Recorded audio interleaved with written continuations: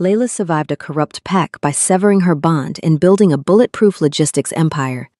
As head event planner for the decade's biggest supernatural summit, she is prepared for any disaster, except the scent of roasted coffee and worn leather sweeping under her office door.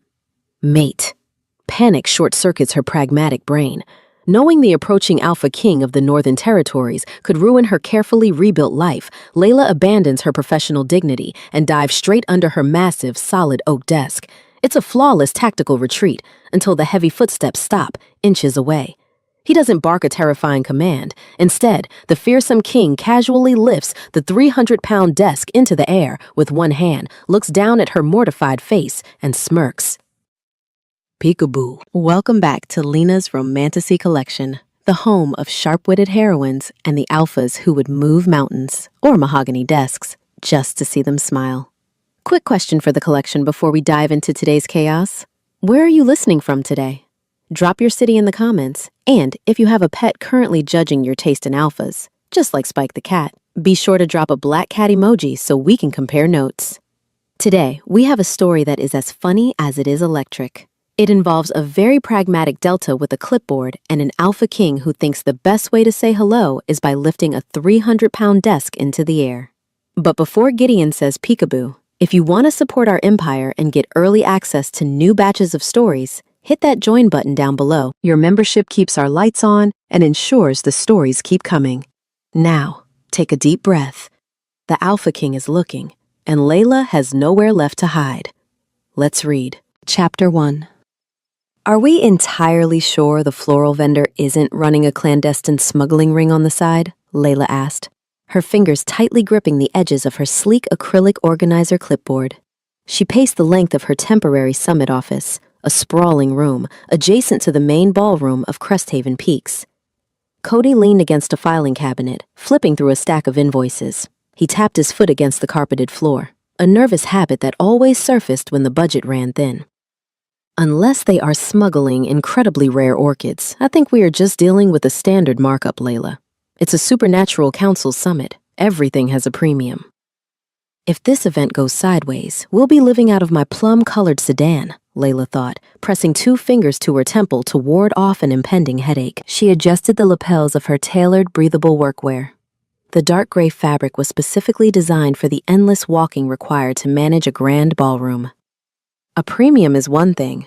This floral budget is a financially crippling gamble. It completely drained our operational accounts for the quarter.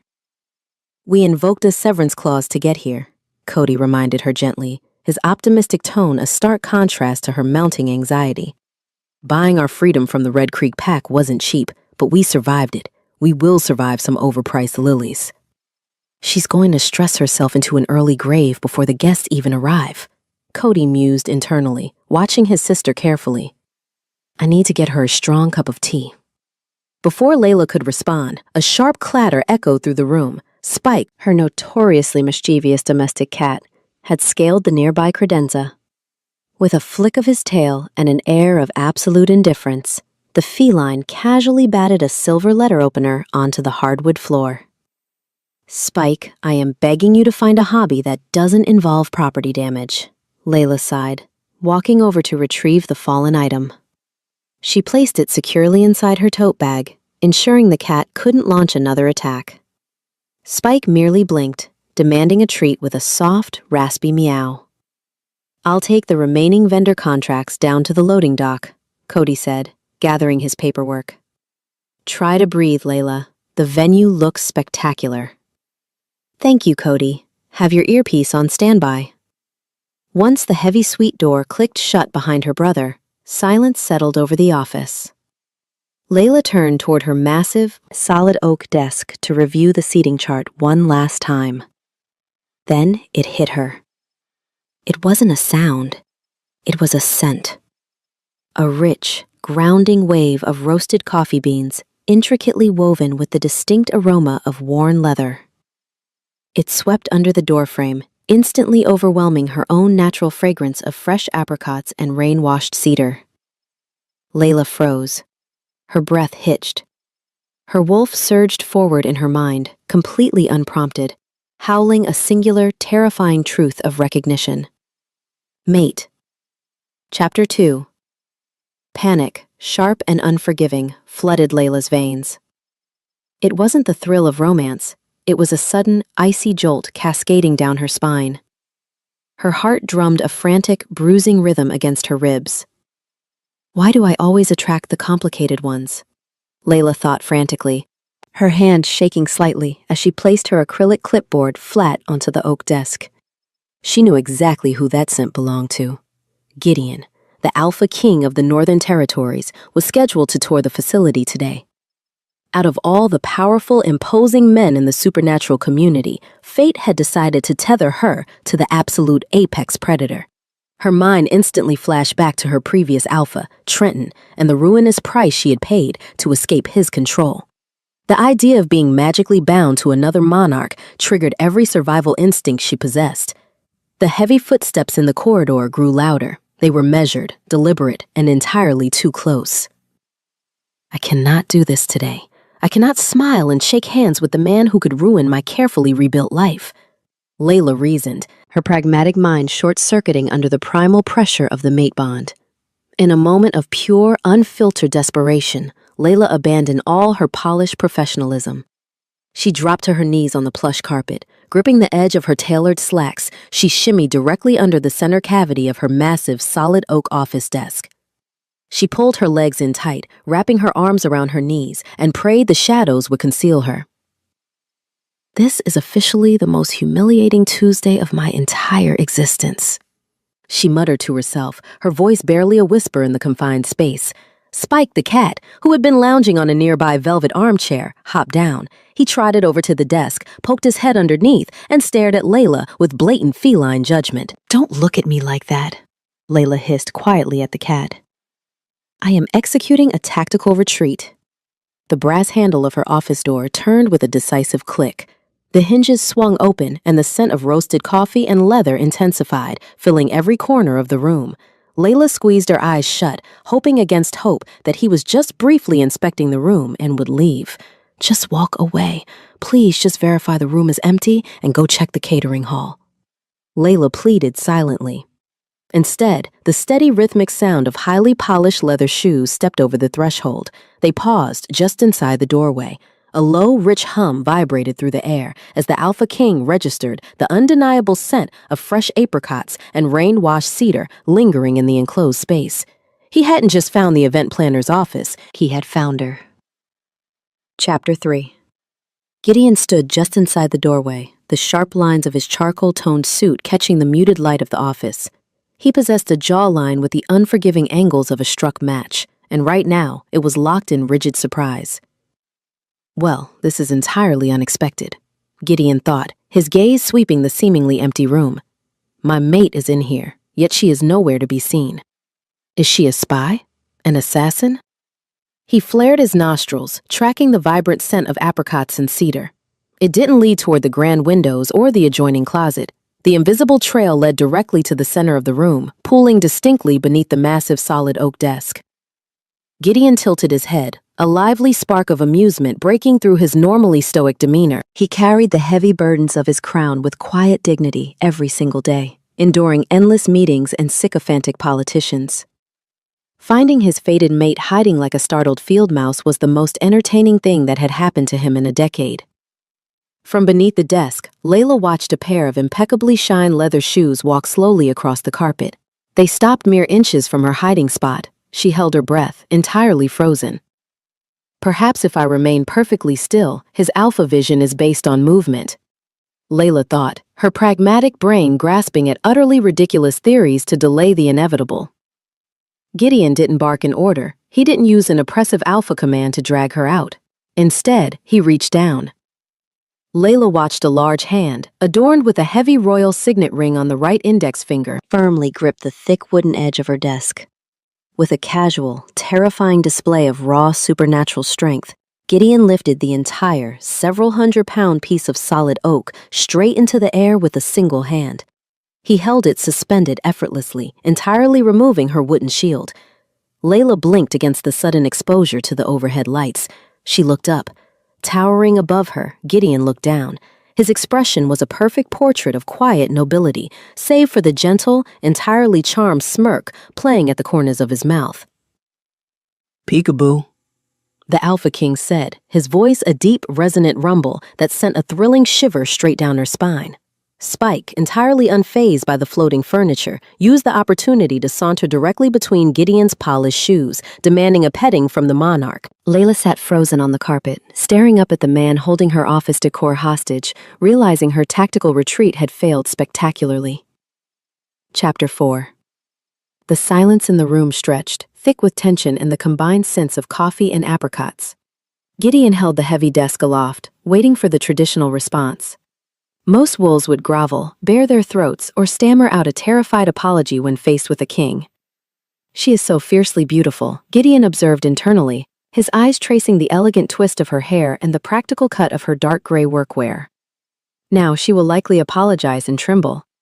They always tremble. Layla did not tremble. Drawing a deep breath, she smoothly pushed herself up from the carpet.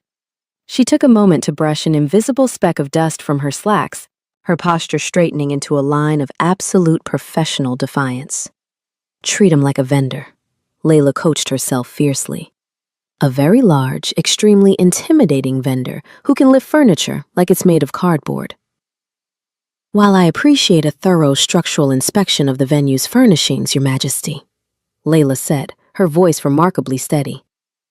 I would greatly appreciate it if you put my desk back. We have a rather strict schedule to maintain. Gideon blinked. The gentle smirk vanished, replaced by genuine shock. Slowly, he lowered the massive solid oak desk back onto the carpet, ensuring it landed exactly on its previous indentations without a single sound. You are the head planner, Gideon stated, his deep voice carrying a note of newfound respect. Layla, Free Delta and owner of this logistics firm, she replied. She reached down, smoothly retrieving her sleek acrylic organizer clipboard from the desktop where she had left it earlier. She pulled a printed itinerary from beneath the metal clip and extended her arm, holding the paper out to him. If you are looking for a tour, the southern wing is prepared for your security detail, she continued briskly. Please review these protocols. The perimeter checks are required by 3 o'clock. Gideon stared at the clipboard, then at her. He reached out, his fingers briefly brushing hers. A sharp jolt of electricity sparked between them, causing both to subtly inhale. He took the paper. She didn't flinch. She handed me a chore, Gideon realized, his chest expanding with an unexpected surge of joy. Astounding. I will review them immediately, Layla, he promised softly, committing the exact sound of her name to memory. Without demanding a bow, the Alpha King turned and exited the office, leaving the door perfectly intact. As his footsteps faded, Layla sank into her velvet armchair, finally letting out a long, shaky exhale. She had survived the first encounter, but she knew the real challenge had only just begun. Chapter 5. The grand ballroom of Cresthaven Peaks hummed with the vibrant energy of 300 arriving delegates. Layla stood near the eastern archway, pressing 2 fingers against her customized summit earpiece to muffle the ambient noise. Her dark gray workwear allowed her to blend seamlessly into the bustling environment, a deliberate tactical choice she often relied upon. Cody, please confirm the floral arrangements are secure, Layla murmured, her eyes continuously scanning the crowded floor. Secure and looking excessively luxurious, Cody's lively voice crackled back through the earpiece. Also, you have a very large shadow tracking your movements. The king is approaching from 12 o'clock. He is absolutely relentless, Layla thought, a sudden flush of warmth rising to her pale cheeks. I am trying to run a highly demanding logistical operation, and he is playing an aristocratic game of hide and seek. Gideon's imposing figure effortlessly parted the sea of supernatural diplomats. His tailored, charcoal-toned suit moved with fluid grace. The comforting scent of roasted coffee beans and worn leather drifted over the crowd, a clear warning of his approach.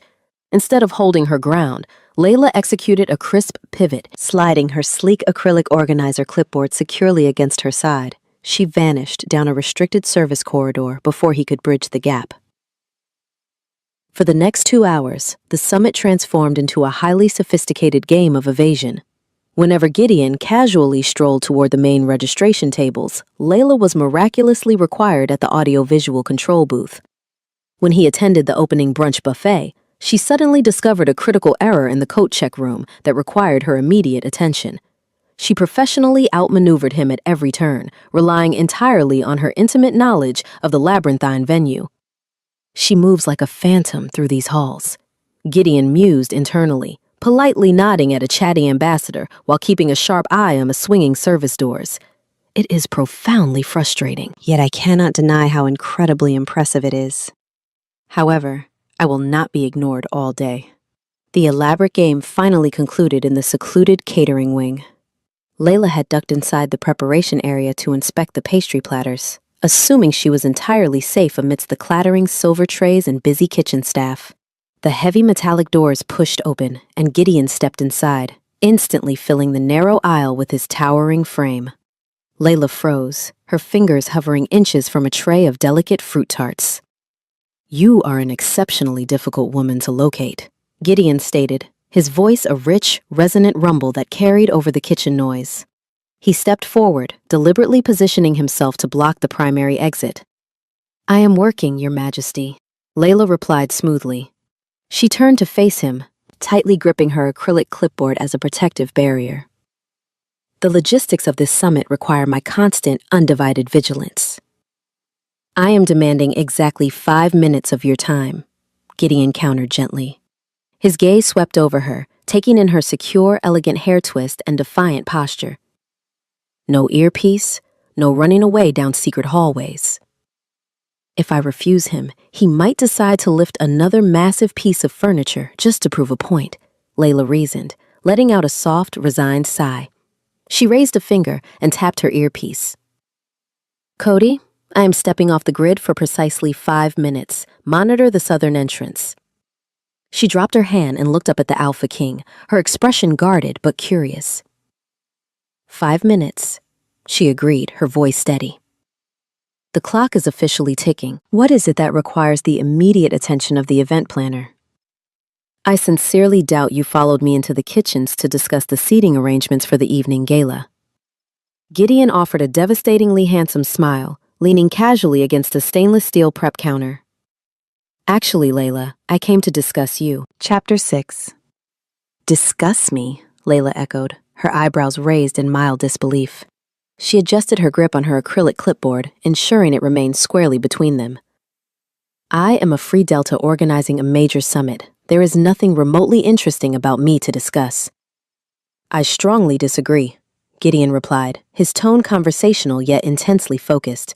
The scent of roasted coffee beans and worn leather wrapped around her, steadying her racing pulse despite her best efforts to resist it. He didn't push into her personal space, he merely observed her. "You managed to evade me for 2 hours. You command a room without raising your voice. And yesterday, you chose to hide under a desk rather than greet me. You are a fascinating contradiction."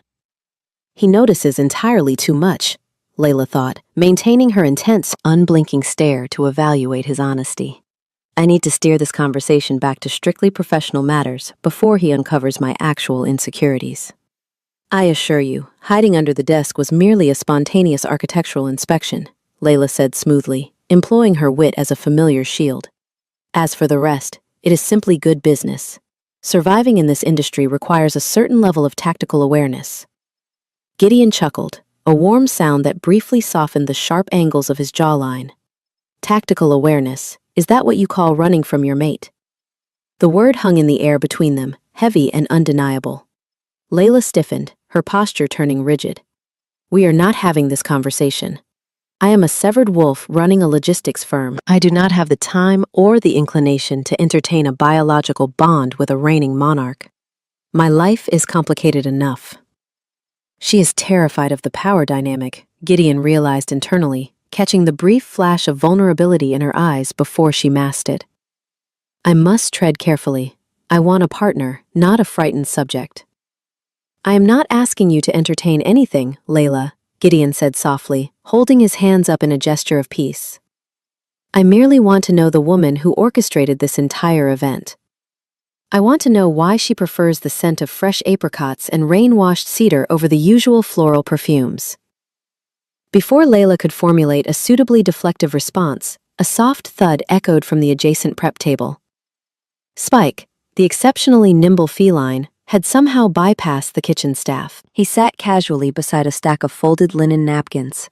The feline blinked his bright eyes, focusing entirely on Gideon's right hand resting near the table's edge. Specifically, Spike was staring at the heavy royal signet ring gleaming on the king's index finger.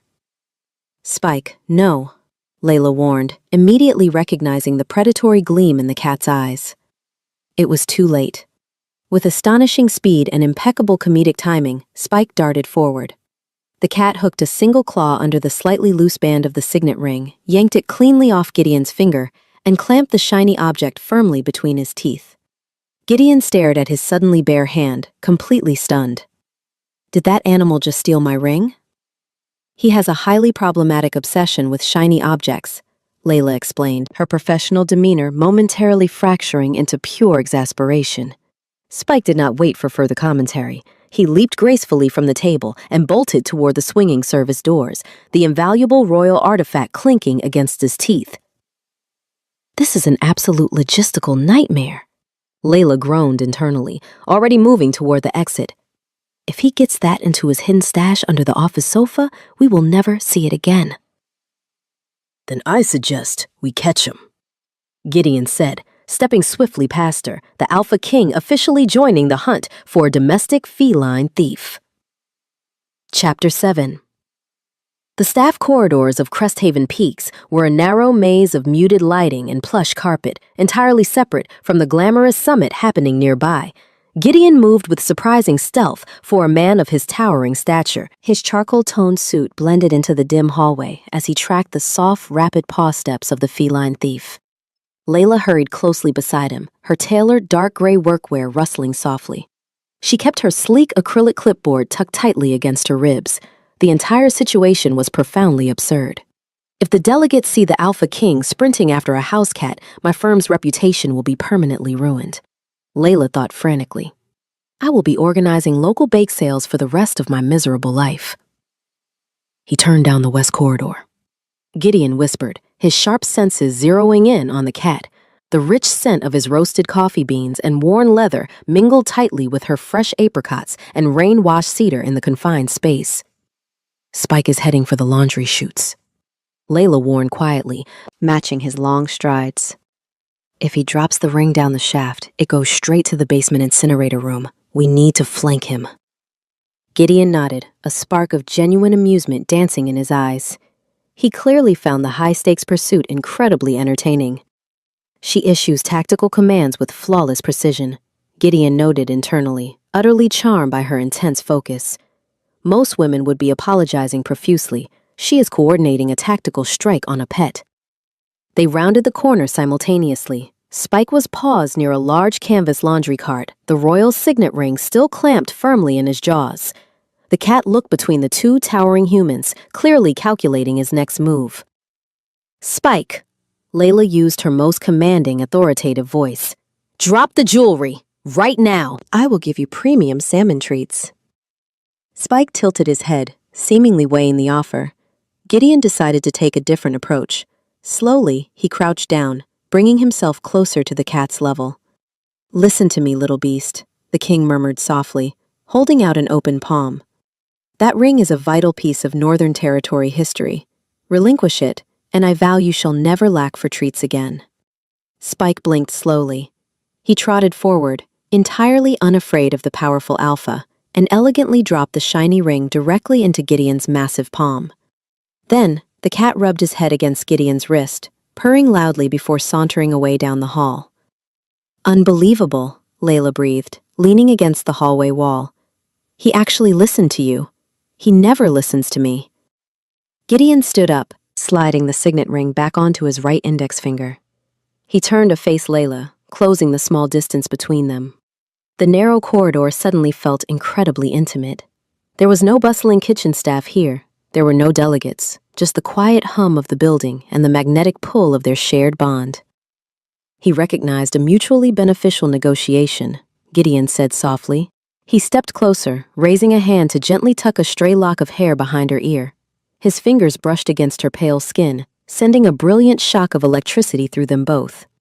Layla's breath hitched. She looked up, her resolute, assessing gaze locking onto his eyes. She didn't pull away from the touch. The humor of the chase faded, replaced by a deep, undeniable physical tension. He is looking at me like I am the only person in this entire building, Layla realized, her heart hammering a frantic rhythm. I should step back. I should firmly cite professional boundaries. Instead, she stayed perfectly still, drowning in the scent of coffee and leather. Gideon leaned down, his gaze dropping to her lips. Before he could close the final inch, Layla's customized Summit earpiece buzzed sharply.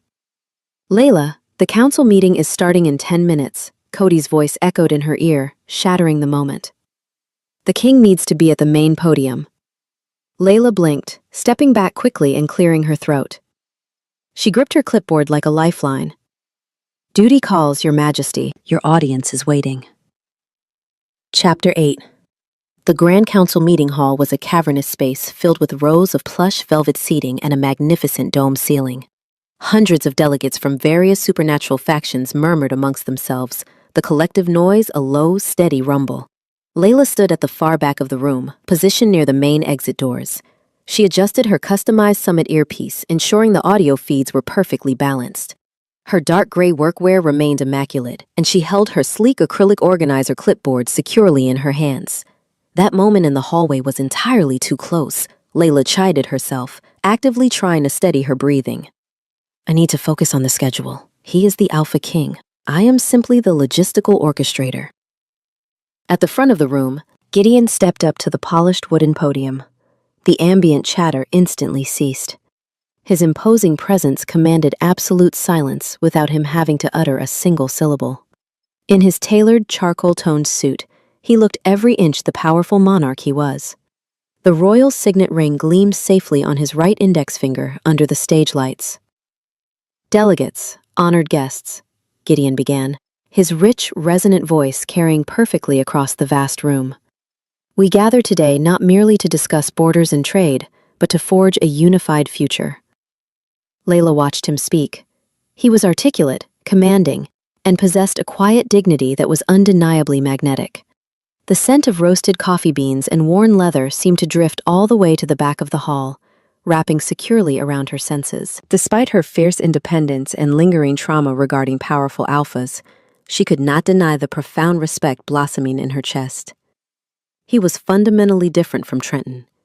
Gideon didn't lead through fear or oppressive dominance. He led through steady strength and genuine care. Without realizing it, Layla relaxed her posture. She offered him a long, appreciative, intense stare, letting her guard drop entirely in the safety of the shadows. From the podium, Gideon swept his gaze across the audience, maintaining perfect eye contact with the delegates. However, his sharp alpha vision easily cut through the dim lighting at the back of the room. He found Layla standing near the exit. He saw the subtle shift in her stance. He saw the genuine admiration radiating from her unblinking gaze. She is looking at me like I hung the moon, Gideon realized. A sudden, overwhelming wave of emotion crashing into his chest. My fiercely independent, brilliant mate is truly seeing me. The sheer impact of her stare struck him profoundly. Gideon's mind, usually a fortress of organized political strategies, completely blanked. He opened his mouth to deliver the next crucial point regarding the economic treaties, but no words emerged. The silence stretched for a full 3 seconds. Then 5. Hundreds of delegates stared at the Alpha King in mounting confusion. He stood completely frozen at the podium, staring directly over their heads toward the back doors. A faint dusting of red appeared on his sharp jawline. He had entirely lost his train of thought. Your Majesty, a council member whispered from the front row. Layla's eyes widened in sudden panic. She quickly tapped her acrylic clipboard against her leg, trying to subtly break his trance. Is the king of the Northern Territories actually malfunctioning because I looked at him too long? Layla thought, a mixture of horror and profound amusement bubbling up inside her. Gideon finally blinked, forcibly tearing his gaze away from Layla. He cleared his throat, adjusting the cuffs of his charcoal suit to buy himself a precious second to recover. Apologies, Gideon said smoothly, his deep voice quickly steadying the room. I was merely taking a moment to appreciate the extraordinary organizational efforts that made this summit possible. Now, regarding the Western trade routes. Layla let out a breath she didn't know she was holding, a small, genuine smile finally breaking across her face. He had recovered flawlessly, but the truth remained undeniable between them. The fearsome Alpha King possessed a secret vulnerability, and surprisingly, it was her. Chapter 9. The midnight quiet of Cresthaven Peaks was a rare, precious commodity. Inside her temporary office, Layla sat behind the massive, solid oak desk, the glowing screen of her laptop illuminating the elegant twist of her hair. She rubbed her tired eyes, placing her sleek acrylic organizer clipboard neatly beside the keyboard. The catering invoices for the opening gala were wonderfully precise, yet reviewing them felt endlessly tedious. If I look at one more spreadsheet, my brain might actually liquefy, Layla thought, suppressing a long yawn. A soft, familiar scratching sounded near the velvet armchair. Spike the cat was currently curled into a tiny, sleeping ball, completely exhausted from his earlier life of feline crime. Layla smiled, reaching up to gently remove her customized Summit earpiece. The silence was golden, but it was abruptly shattered by the quiet click of the office door. The rich, grounding scent of roasted coffee beans and worn leather immediately flooded the room, easily overpowering the lingering aroma of her fresh apricots and rain-washed cedar. Layla didn't scramble under the furniture this time. She merely looked up as Gideon stepped through the doorway. He had discarded his tailored suit jacket, standing before her in a crisp white dress shirt and his charcoal-toned slacks. He held 2 steaming paper coffee cups in his large hands. The royal signet ring gleamed securely on his right index finger. She looks utterly exhausted, yet she remains the most captivating woman I have ever encountered, Gideon realized internally, stepping fully into the room. I was informed that the logistics director runs entirely on caffeine and sheer stubbornness after 11 o'clock, Gideon murmured, his deep voice keeping a respectful, hushed volume. He walked over and placed one of the cups directly onto the oak surface. Your informants are dangerously accurate, Your Majesty, Layla replied, gratefully wrapping her hands around the warm cup. She took a tentative sip. It wasn't the bitter venue brew. It was a luxurious, perfectly roasted blend. This is phenomenal. Where did you even find this at midnight? Kings have their clandestine secrets, Gideon said, offering a genuinely lively smile.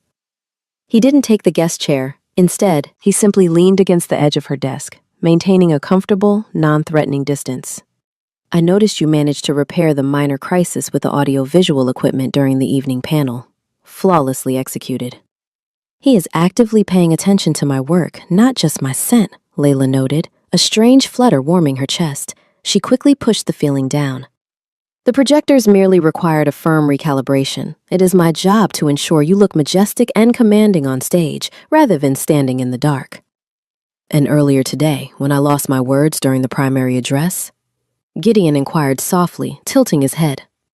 Was that part of your logistical orchestration? Layla paused, her unblinking stare locking onto his sharp features. She refused to retreat. I believe you recovered from that particular malfunction entirely on your own. Gideon chuckled, a rich sound that seemed to vibrate through the floorboards. You are incredibly evasive, Layla. It is a highly formidable defense mechanism.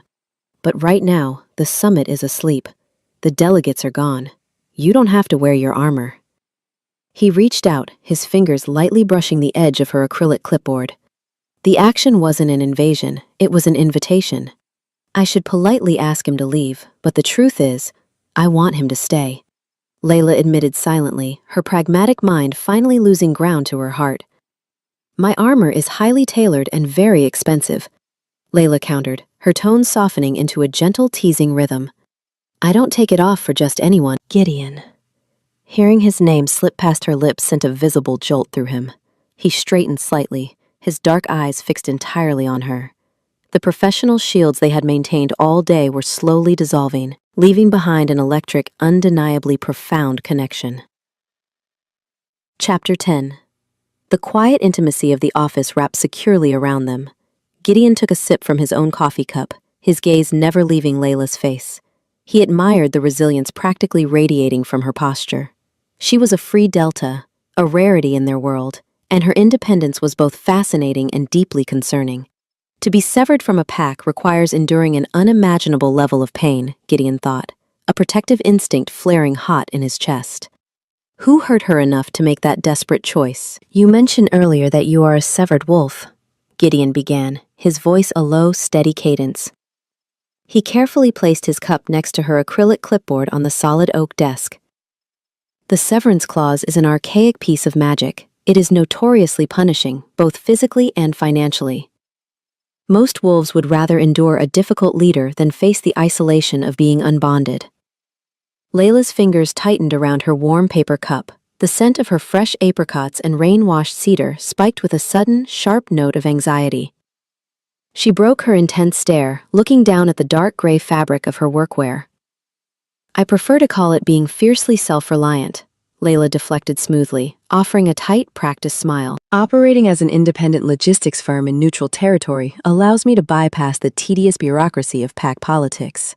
If I tell him the truth about Trenton, he will see me as a victim. I refuse to be pitied by a king, Layla told herself firmly, building her mental walls back up brick by brick. Layla, Gideon said gently. He didn't use an oppressive alpha command. He couldn't, even if he wanted to, given her severed status, but his tone commanded absolute trust. I am not a politician seeking leverage. I am your mate. You don't have to hide the ugly parts of your history from me. The sincerity in his words struck a deep chord within her. It was a refreshing departure from the arrogant bluster she was accustomed to from powerful men. My previous alpha was a man who viewed his pack members as disposable commodities, Layla finally confessed, her voice remarkably quiet. She kept her eyes focused on the coffee cup. When his personal debts threatened to consume his leadership, he decided my budding business was the perfect asset to seize and liquidate. He demanded I hand over everything I had built. Gideon's jawline tensed. The sharp, unforgiving angles of his face hardened as a low growl rumbled in the back of his throat. He forcefully reined it in, refusing to let his anger overshadow her moment of vulnerability. You invoked the clause to protect your life's work, Gideon deduced, his respect for her swelling exponentially. I invoked it to protect my brother, Layla corrected, finally looking up to meet his gaze. Her eyes blazed with a fierce, unwavering loyalty. Cody and I left with nothing but our clothes, Spike, and a very old plum-colored sedan. It was ruinous. But it made us free. I will never bow to another corrupt leader again. She is a warrior in tailored slacks, Gideon realized, utterly captivated by her fierce spirit. She doesn't need a savior, she is her own champion. You survived, Gideon affirmed softly. He reached across the desk, his large hand gently covering hers. The sparks of the mate bond danced across their skin, forming a warm, comforting current. And you built an empire from the ashes. It is profoundly impressive, Layla. Layla exhaled a long, shaky breath. The validation from the Alpha King felt unexpectedly soothing. She had given him a partial truth. She hadn't named Trenton or the Red Crete Pack, but it was enough to bridge the gap between them. Spike stretched on the velvet armchair, letting out a sleepy trill. The tension in the room shifted from heavy past traumas to a quiet, promising warmth, leaving Gideon yearning to uncover every remaining secret she guarded. Chapter 11. The next morning, the Summit Logistics headquarters was a whirlwind of activity. Layla stood near the filing cabinets, dressed in a fresh set of her signature dark gray workwear. Her hair was once again secured in an elegant twist. She firmly attached her customized Summit earpiece, preparing for the relentless demands of the second day. Cody burst through the office door, carrying a towering stack of freshly printed guest manifests. He dropped them onto the massive, solid oak desk with a loud thud, immediately beginning to tap his foot against the carpet. The Eastern Perimeter security team needs a schedule adjustment, Cody announced, his lively voice tinged with a slight edge of panic. And the catering staff is threatening a strike over the luxurious caviar requests from the vampire delegation. Clip the printed security adjustments to my acrylic board, Layla instructed calmly, seamlessly slipping back into her pragmatic leadership role. And tell the catering head I will personally authorize a bonus if they manage to appease the vampires without bloodshed. Cody paused, leaning his hands against the desk. He stopped tapping his foot, his expression shifting into a serious, protective frown. I saw the king leaving this corridor very late last night, Layla. He was walking away from your office. My brother has the observational skills of a hawk when he thinks I am in danger, Layla noted, feeling a faint flush rise to her cheeks. Gideon merely brought me a cup of coffee, Layla deflected smoothly. She picked up the top manifest, pretending to be deeply engrossed in the printed names. It was a professional courtesy for keeping his summit running flawlessly. Layla, he is the Alpha King, Cody warned gently. His beta instincts were highly attuned to pack dynamics, even without a formal bond. I know we are severed, but getting romantically entangled with a monarch is a dangerous game. They are highly territorial, they command entire armies. If things go poorly, we cannot simply invoke another loophole to escape. He is terrified of history repeating itself, Cody thought, a cold shiver running down his spine. I cannot watch her lose everything all over again. I am fully aware of the risks, Cody, Layla replied, her tone softening. She looked at her brother, offering a reassuring smile. I am not submitting to anyone. We are simply communicating. Cody sighed, clearly unconvinced, but willing to drop the subject for now. Just promise me you will keep your guard up. Now, review the final page of that manifest. The late additions arrived via the council courier this morning. Layla flipped the page attached to her clipboard. Her eyes scanned the freshly printed ink. The scent of fresh apricots and rain-washed cedars suddenly soured with a sharp spike of adrenaline. Her heart executed a painful, erratic stutter against her ribs. There, listed plainly under the arrival schedule for 3 o'clock that afternoon, was the Red Creek Pack. Alpha Trenton was marked as a verified attendee. He is coming here, Layla whispered, her pragmatic demeanor fracturing instantly. Cody's face drained of color. The deeply ingrained beta submission instinct flared within him, a cruel biological echo of his past trauma. He gripped the edge of the solid oak desk, his knuckles turning white. Trenton, why would the council invite him? Red Creek holds a minor seat on the regional trade board. Layla reasoned, her mind racing 100 miles an hour. She forced herself to breathe, staring unblinkingly at the paper. He has a legal right to attend neutral summits. If Trenton flashes his alpha aura at me, my knees will completely betray me, Cody thought, genuine terror gripping his chest. I hate that I am still afraid of him. Layla saw the sheer panic in her brother's eyes. Her fear vanished, instantly replaced by a fierce, undeniable protective fury. She would not allow Trenton to humiliate her family again. Chapter 12. Layla stood completely still in the center of the office, her mind rapidly constructing a tactical defense. She clutched her sleek acrylic organizer clipboard so tightly her fingers ached. The revelation of Trenton's impending arrival hung in the air like a toxic cloud. Spike the cat, sensing the sudden distress, hopped up onto the solid oak desk and nudged his head against Layla's arm, offering a rare moment of feline comfort. We need to pack up, Cody said, his voice trembling slightly. He began blindly gathering invoices, his lively optimism entirely crushed. We can manage the rest of the summit remotely. I will pull the plum-colored sedan around to the loading dock. Stop, Layla commanded firmly. She reached out, placing a steadying hand on her brother's shoulder. We are not running. We paid for our freedom, Cody. Cresthaven Peaks is neutral territory, governed by the council. If he attempts any unprovoked aggression, he will face immediate expulsion and catastrophic financial penalties.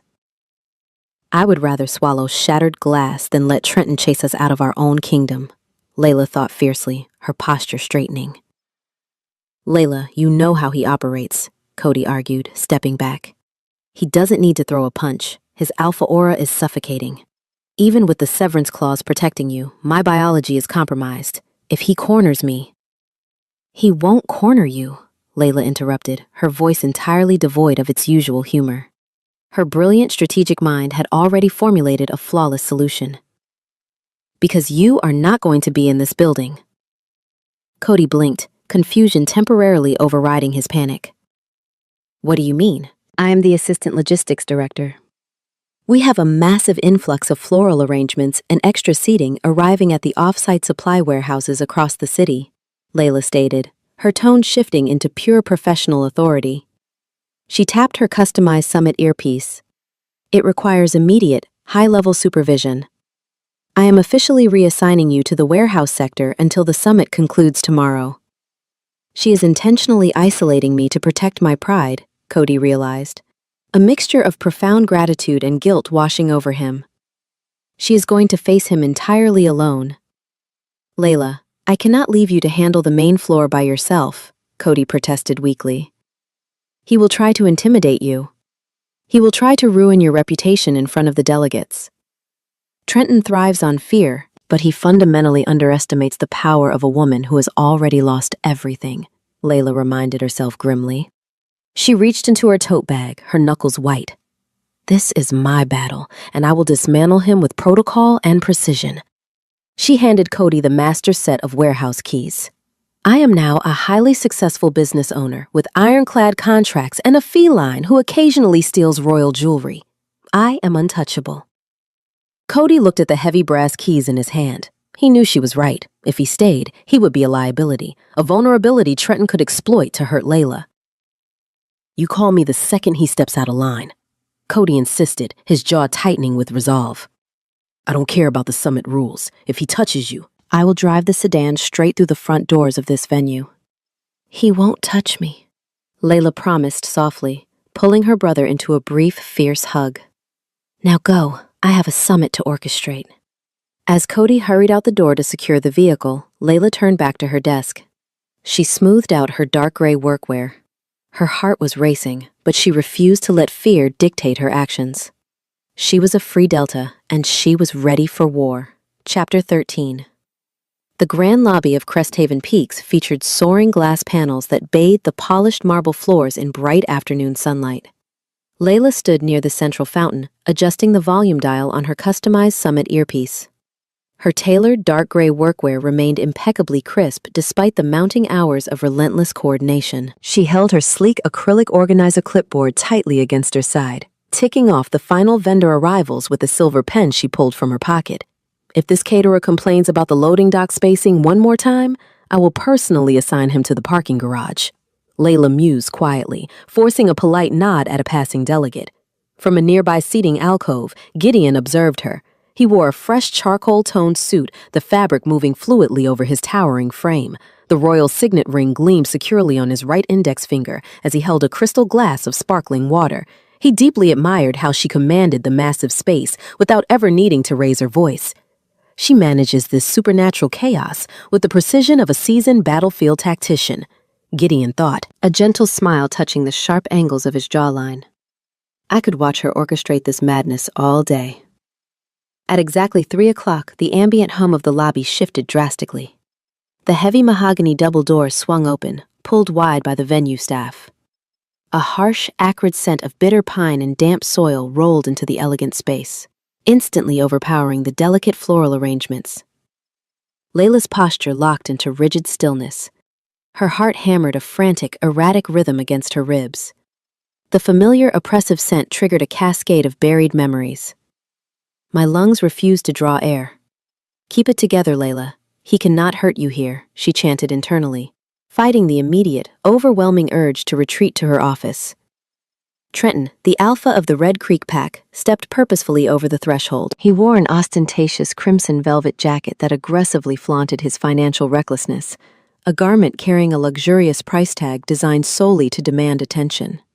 His arrogant gaze swept the room, dripping with an unwarranted, deep-seated sense of superiority. His presence alone seemed to sour the atmosphere, causing nearby delegates to subtly step away. Gideon narrowed his dark eyes, instantly tracking the sudden drop in ambient conversation. The Alpha King's highly attuned senses analyzed the newcomer, but his primary focus immediately snapped back to his mate. Layla's vibrant confidence, which she had wielded so effortlessly all morning, had completely evaporated. She stood frozen by the fountain. Her knuckles were entirely white where she gripped her acrylic clipboard, and the scent of fresh apricots and rain-washed cedar was suddenly laced with sharp, undeniable distress. Why does she look as though she is standing before a firing squad? Gideon wondered, his chest tightening as a fierce protective instinct surged forward. Who is this arrogant fool, and why does he terrify my equal? The rich, grounding aroma of roasted coffee beans and worn leather flared aggressively from Gideon, a silent warning to the room. He set his crystal glass down onto a side table with a definitive click. Layla did not look in Gideon's direction. Instead, she turned sharply on her heel. Maintaining a brisk, strictly professional pace, she walked directly toward the restricted service corridors, actively avoiding any possibility of intercepting the new arrival. Gideon did not follow her immediately. He understood she needed a moment to construct her defenses. Instead, he stood up slowly, keeping his gaze locked on Trenton. He committed the Red Creek Alpha's face to memory, a cold, calculating determination settling over him. He was going to uncover exactly why that man had driven Layla into the shadows. Chapter 14. Gideon paced the length of his private summit suite, the thick carpet silencing his heavy footsteps. He had abandoned his charcoal suit jacket on the back of a plush sofa. The suite was a sanctuary of neutral tones, but his mind was a tempest of calculated fury. He stood before the expansive glass windows, looking out over Cresthaven peaks. I have commanded armies and negotiated centuries-old treaties, yet seeing her tremble infuriates me more than any battlefield defeat. Gideon realized, his hands clasping firmly behind his back. He turned as his lead security liaison, a stoic wolf named Torin, entered the room, carrying a sleek digital tablet. You requested the historical registry for the Red Creek Pack, Your Majesty, Torin said, holding out the device. I pulled their financial records and formal council disputes from the past decade. Gideon crossed the room and took the tablet, his royal signet ring tapping lightly against the glass screen. He swiped through the encrypted files, scanning the data with practiced efficiency. Layla had told him her previous alpha viewed his people as disposable commodities. She mentioned a budding business and staggering debts. Let us see the true measure of this arrogant man, Gideon thought, his jaw tightening as the digital ink outlined a long history of profound financial mismanagement.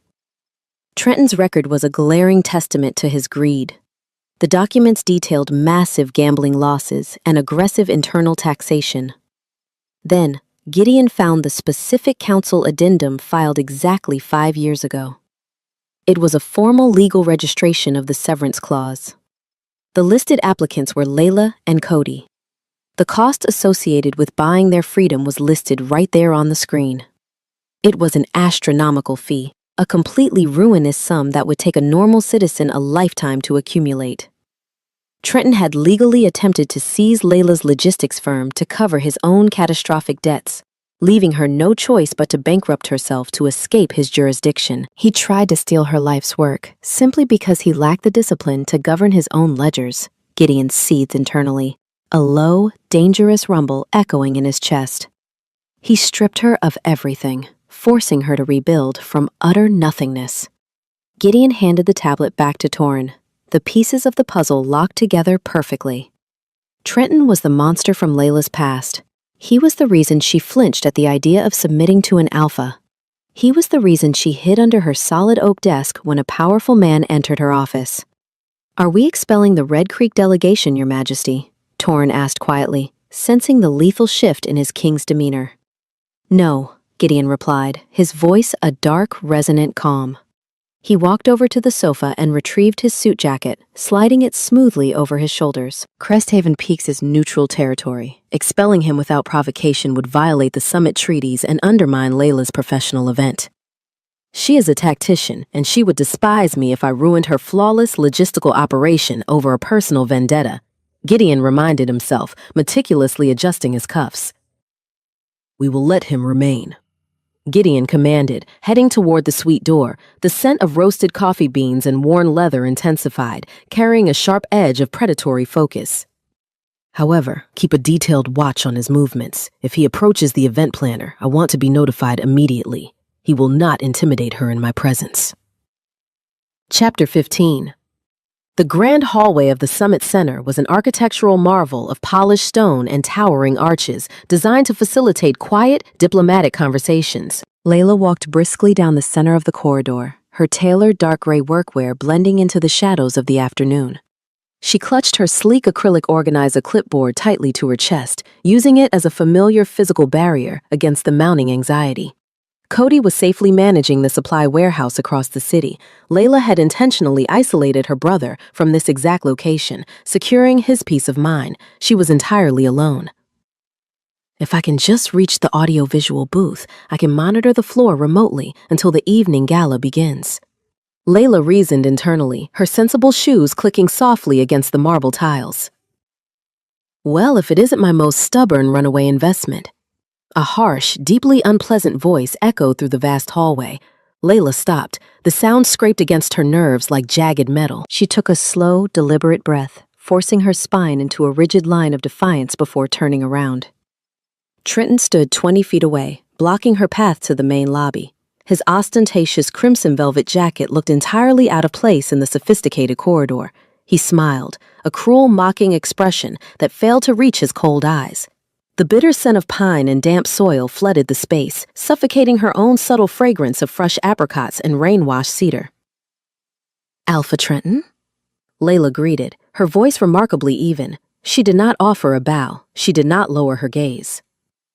"Welcome to Cresthaven Peaks. If you require registration assistance, the front desk is fully staffed." Treat him like a minor inconvenience, not a monster. Layla coached herself, maintaining her intense, Unblinking stare to project absolute confidence. Trenton scoffed, stepping closer. "You always possessed a uniquely irritating level of arrogance, Layla. I see abandoning your pack hasn't taught you proper humility. You drained your accounts to escape me, only to end up fetching coffee for the council." "I own the logistics firm organizing this entire event," Layla corrected sharply, tapping her silver pen against her clipboard. "I do not fetch coffee for anyone." Trenton's cruel smile vanished. His eyes flashed a vibrant, unnatural gold. Instead of continuing the verbal debate, he released his alpha aura entirely. The oppressive dominance surged outward, crashing into Layla with a sudden, breathless force. It was a heavy, suffocating pressure designed to physically crush a lesser wolf's spirit and force them to their knees. Before the severance clause, this exact aura would have buckled her legs instantly. He thinks he can still command me. He thinks I am still that terrified girl in his office, Layla realized, a fierce, blazing anger burning away the last remnants of her fear. The heavy pressure washed over her, but it found no magical anchor. Because she was a free delta, the command slid off her like water over smooth glass. She did not tremble. She did not drop her acrylic clipboard. Layla stood tall, entirely unaffected by his supernatural display. "Your parlor tricks hold zero authority here, Trenton," she stated, her tone dripping with icy professionalism. "You are wasting your energy." Trenton stared at her, genuine shock breaking through his arrogant facade. He took an aggressive step forward, raising his hand in a clear threat of physical intimidation. Above them, unnoticed in the shadowed alcove of the second-floor balcony, Gideon watched the entire exchange. His hands gripped the marble railing with lethal force, ready to intervene the second the Red Creek Alpha crossed the line. Chapter 16. The silence in the grand hallway stretched, taut and dangerously fragile. Trenton lowered his hand, realizing his magical dominance had entirely failed. Instead of retreating, he shifted his tactics to the one arena he believed he still controlled, her professional livelihood. "You think a piece of archaic severance magic makes you invincible?" Trenton sneered, closing the distance until he stood just a few feet away. His bitter scent of pine was overwhelmingly abrasive. "I sit on the regional trade board, Layla. One word from me to the council, and your little logistics firm will be blacklisted from every lucrative contract in the territory. I will personally ensure your business turns to ash." He truly believes a pathetic threat to my contracts will break me, after everything I have already survived, Layla thought, a dry, incredulous amusement bubbling up beneath her anger. From the shadowed balcony above, Gideon's muscles coiled tight beneath his charcoal-toned suit. The Alpha King's jaw locked rigidly. The sheer audacity of the Red Creek leader threatening his mate in his own territory pushed him dangerously close to shifting into his wolf form right there on the marble landing. "I could tear him apart before he even registers the movement," Gideon seethed internally, his dark eyes fixed on Trenton's throat. "I could end this miserable tyrant right now." Gideon stepped forward, preparing to vault over the intricate railing, but he stopped. He looked at Layla, really looked at her. She wasn't shrinking away. She wasn't looking around for someone to rescue her. Layla calmly unclipped a specific printed document from her sleek acrylic organizer clipboard. She held the paper up, her unblinking stare locking directly onto Trenton's eyes. "I highly recommend you review the summit penal codes you signed upon entry, Alpha Trenton," Layla said, her voice echoing clearly through the corridor with uncompromising authority. "Specifically, Section 4, Paragraph 2. Trenton narrowed his eyes, refusing to look at the paper. I don't care about your bureaucratic nonsense. You should. Layla countered smoothly, her dark gray workwear making her look like a formidable executive judge. It explicitly states that any visiting delegate who attempts extortion, sabotage, or unprovoked intimidation against venue staff will face immediate expulsion. Furthermore, the offending pack will be subjected to a catastrophic financial penalty levied directly by the Supernatural Council. Let us see if your arrogant pride is worth bankrupting your pack a second time, Layla challenged silently, holding her ground without an ounce of hesitation. Cresthaven Peaks is heavily monitored by high-definition security feeds, Layla continued, pointing her silver pen toward a discreet black dome mounted on the ceiling above them. If you attempt to blacklist my firm, I will submit this footage to the council. They will seize your remaining assets before you even reach the city limits. Trenton glanced up at the camera, his face turning an unflattering shade of pale. The reality of his precarious financial situation violently collided with her airtight logic. He was trapped, outmaneuvered by the very woman he had once tried to ruin. Up on the balcony, Gideon let out a slow, deeply impressed breath. His hands slowly released their crushing grip on the marble railing. The primal urge to protect her dissolved into a profound, overwhelming wave of respect. Look at her hold her ground against a monster. Gideon marveled internally, his heart swelling with an emotion far stronger than simple attraction. She doesn't need a savior to fight her battles. She needs a partner to stand beside her. Trenton practically vibrated with furious humiliation. Knowing he was entirely defeated by a free Delta holding an acrylic clipboard, he spun on his heel and marched swiftly back toward the lobby, leaving Layla standing victorious in the corridor. Chapter 17. Layla watched the arrogant pack leader disappear into the bustling crowds of the main lobby, his bright velvet attire swallowed by the sea of delegates. The bitter scent of pine and damp soil gradually faded, replaced once again by the ambient, neutral air of the Summit Center.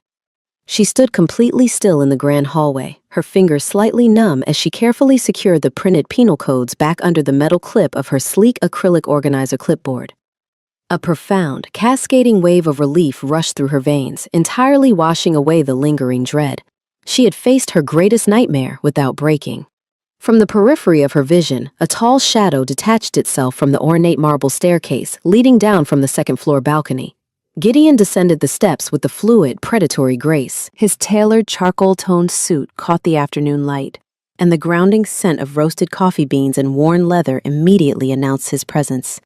Layla turned her unblinking stare toward him. She smoothly slid the silver pen back into her pocket. You were watching the entire exchange from the upper alcove? She stated, her voice remarkably calm despite the recent chaos. I was prepared to vault over that railing and physically remove him from the premises the second he raised his hand to you. Gideon confessed. His deep, resonant voice carried a dangerous, fiercely protective edge. He closed the remaining distance between them, stopping just a few feet away. But you had the situation flawlessly managed. You dismantled a territorial alpha with a clipboard and a thorough understanding of bureaucratic penal codes. I am the event planner, Your Majesty, Layla replied, a faint, genuine smile touching her lips. I take my venue regulations incredibly seriously. Ensuring disruptive guests adhere to the established protocols is simply a fundamental part of the job. Gideon did not return the smile immediately. His sharp jawline remained tense, his dark eyes searching her face for any hidden signs of distress. My lead security liaison pulled the council registry this afternoon, Layla. I saw the official documentation. I know exactly what he attempted to steal from you, and I know the devastating price you paid for the severance clause. Layla's breath hitched slightly, but she did not look away. The truth was fully exposed, stripping away the last of her professional armor. He is a tyrant who compensates for his profound inadequacies through intimidation, Gideon continued softly, stepping closer. He reached out, his hand hovering briefly before he gently tucked a stray lock of hair behind her ear. Watching you stand your ground against him was the most magnificent display of courage I have ever witnessed. You are extraordinary. The warmth of his fingers against her skin sent a brilliant spark of electricity radiating through her chest. Layla closed her eyes for a fraction of a second, allowing herself to simply exist in the safety of his presence. He believed I was still the terrified girl who worked in his territory. Layla murmured, opening her eyes to meet his intense gaze. He failed to realize that losing everything taught me how to survive anything. I refused to let him take my firm. You will never have to lose anything again, Gideon vowed, the royal signet ring gleaming on his right index finger as he rested his hand gently on her shoulder. As long as I draw breath, no one will ever threaten you or your brother. You have my word. Layla looked at the Alpha King, recognizing the unyielding truth in his statement. He wasn't offering to control her. He was offering a partnership built on profound respect. For the first time in 5 years, the burden she carried upon her shoulders felt entirely manageable. Chapter 18. The quiet sanctuary of the logistics office offered immediate refuge. Layla pushed the heavy wooden doors shut, blocking out the ambient noise of the summit. Spike the cat immediately hopped off the velvet armchair, trotting over to greet them with a demanding, raspy meow. Layla walked over to the massive solid oak desk and placed her sleek acrylic organizer clipboard flat onto the polished surface. The adrenaline that had sustained her through the hallway confrontation finally began to evaporate, leaving behind a sudden sweeping wave of physical exhaustion. Her hands developed a faint, uncontrollable tremor. Gideon tracked her movements carefully, the rich scent of roasted coffee beans and worn leather filling the enclosed space. He recognized the physiological crash. Without a word, he stepped behind her and gently gripped her elbows, providing a steady, grounding support. You can let go now, Gideon murmured softly, his deep voice vibrating right behind her shoulder. He is gone. You won the battle. Layla leaned back slightly, allowing his towering frame to support her weight. The tailored fabric of his charcoal-toned suit felt incredibly warm against her dark gray workwear. A shaky exhale escaped her lips, carrying the fragrant scent of fresh apricots and rain-washed cedar into the room. I spent 5 years looking over my shoulder, Layla confessed, her voice barely above a whisper. Every time a door slammed too loudly, or a vendor raised their voice, my mind immediately snapped back to the Red Creek territory. I meticulously built this entire logistics firm just to prove to myself that I could survive without a pack. Spike leaped onto the solid oak desk, purring loudly as he nudged his small head against Layla's trembling fingers. She offered the feline a gentle scratch behind the ears, drawing comfort from the simple, repetitive motion. You proved far more than mere survival, Gideon assured her. He stepped around the desk, moving to stand directly in front of her. His dark eyes held a profound, unwavering affection. You orchestrated the largest supernatural gathering of the decade. You protected Cody by sending him to the off-site supply warehouse. You are a brilliant tactician, Layla. I am tired of being a tactician, she admitted, finally verbalizing the secret she had guarded so fiercely. I am tired of analyzing every interaction for hidden threats. I am exhausted from constantly defending my independence.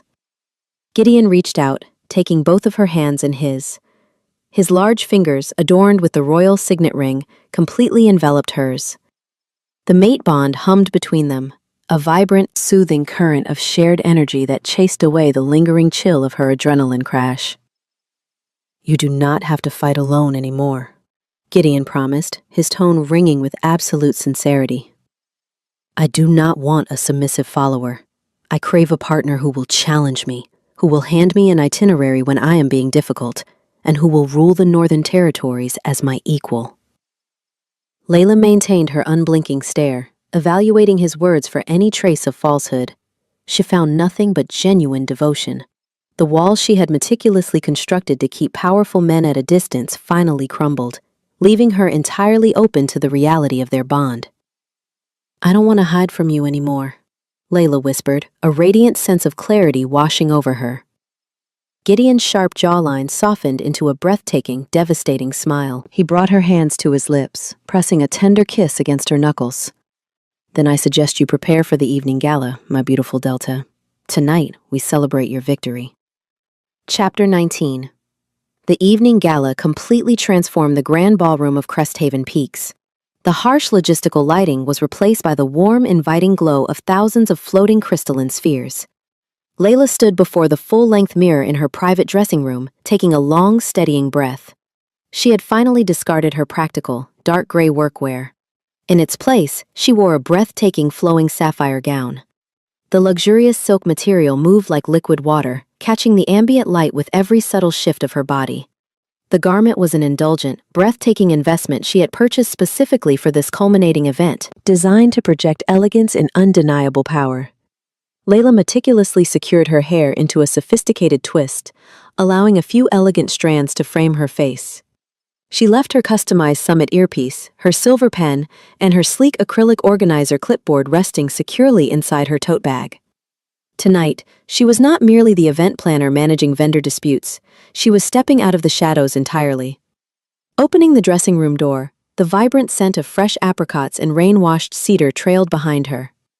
She walked gracefully down the carpeted corridor toward the main ballroom entrance. Gideon stood near the towering archway, waiting for her. He had expertly refreshed his appearance for the evening, his tailored charcoal-toned suit pressed to absolute perfection. The striking, chiseled structure of his jawline caught the soft illumination of the hallway. The royal signet ring gleamed on his right index finger, a symbol of his enduring authority. As Layla approached, the Alpha King turned his head, his dark eyes widened fractionally. The lively, dry sense of humor he usually carried vanished, replaced by a profound, captivated reverence. He completely forgot the names of the surrounding delegates. He forgot the economic treaties he had debated earlier that afternoon. You look entirely breathtaking, Gideon murmured as she closed the final distance between them. His deep voice held a slight, entirely genuine tremor, the rich aroma of roasted coffee beans and worn leather wrapped around her, welcoming and incredibly warm. Thank you, Layla replied, a radiant, confident smile illuminating her features. I decided it was officially time to stop blending into the background. Gideon offered his arm. Layla smoothly looped her hand through it, the physical contact sending a delightful rush of electricity straight to her core. Together, they entered the grand ballroom. The ambient chatter of the supernatural delegates noticeably dimmed as they walked across the floor. Hundreds of eyes tracked their synchronized movements. The fearsome Alpha of the Northern Territories and the fiercely independent Free Delta presented a remarkably united front. Trenton was nowhere to be seen, likely nursing his shattered pride in his assigned quarters. They navigated the crowded room with practiced ease. Several council members attempted to intercept Gideon to discuss territorial borders, but he politely yet firmly dismissed them. His attention remained entirely focused on the woman walking beside him. The music is lovely, and the catering staff appears to have resolved the caviar dispute, Gideon observed, his gaze sweeping over the elaborate tables before returning immediately to her. However, I find the sheer volume of people severely distracting. It is a summit gala. A substantial crowd is the primary objective. Layla teased, her brilliant wit shining through. I have fulfilled my diplomatic obligations for the day, Gideon stated smoothly, his hand gently covering hers where it rested on his arm. I would much rather discuss the future with my equal in a considerably quieter setting. Shall we leave? Layla looked up at him, her heart executing a joyful flutter against her ribs. She didn't hesitate. Yes, let's leave. Chapter 20. The heavy double doors of Gideon's private summit suite clicked shut, instantly sealing away the distant, muffled music of the evening gala. The luxurious room was bathed in the soft, inviting glow of elegant wall sconces, creating a sanctuary far removed from the bustling crowds below. Layla stepped further into the center of the expansive suite, the flowing silk of her sapphire gown brushing softly against the plush carpet. The rich, grounding scent of roasted coffee beans and worn leather permeated every corner of the room, deeply intoxicating and entirely his. Gideon remained near the door for a brief moment, simply watching her with an expression of pure reverence. He slowly unbuttoned his tailored, charcoal-toned suit jacket, tossing it casually onto the back of a nearby velvet sofa. He looked imposing, yet incredibly vulnerable. The typically severe contours of his face softened by overwhelming affection. Are you entirely certain about this, Layla? Gideon asked, his resonant voice dropping to a quiet, intensely focused murmur. He took a slow, deliberate step forward, refusing to rush her. Because once we truly cross this threshold and acknowledge the bond, I will never let you slip away into the shadows again. You will be my equal in all things. Layla turned to face him. The lingering anxieties that had haunted her for 5 long years were completely gone. replaced by a radiant, undeniable certainty. She didn't need her sleek acrylic clipboard or her pragmatic dark gray workwear to protect her anymore. She was entirely safe here.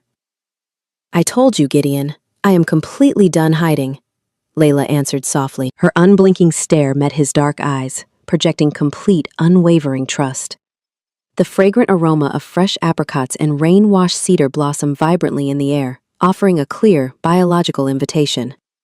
Gideon closed the remaining distance between them. He raised his hands, his large fingers gently framing her face. The royal signet ring felt pleasantly cool against her heated skin. He stroked her cheekbones with an almost reverent touch, seemingly terrified of breaking the beautiful reality they had finally reached.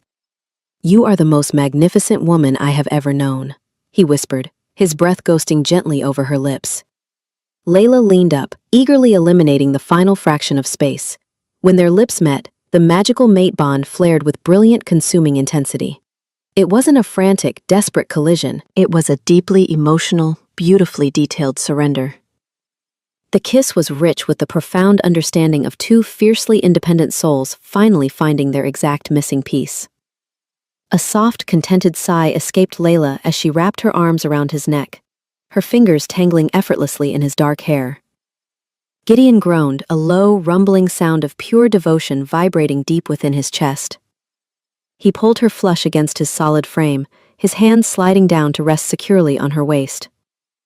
The flowing sapphire fabric pooled around them like liquid elegance.